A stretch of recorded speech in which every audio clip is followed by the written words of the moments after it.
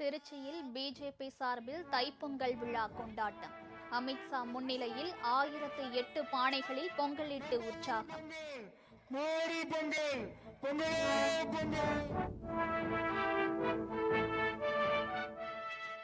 தமிழ்நாட்டில் அதிகார பகிர்வு குறித்து விவாதிக்க வேண்டிய நேரம் வந்துவிட்டது.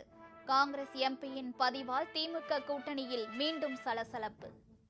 முக்கியமான முடிவு.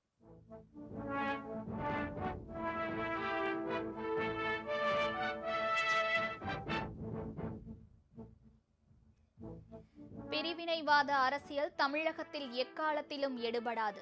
அதை ஒருபோதும் அனுமதிக்க மாட்டோம். அமமுக பொதுக்குழு கூட்டத்தில் தீர்மானம்.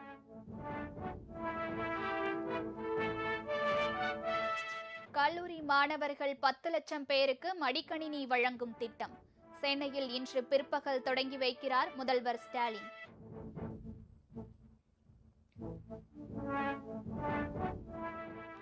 வெனிசுலா மீது தாக்குதல் நடத்திய அமெரிக்காவுக்கு கண்டனம்.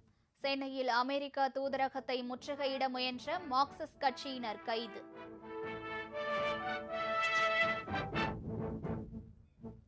சென்னையில் 11வது நாளாக இடைநிலை ஆசிரியர்கள் போராட்டம்.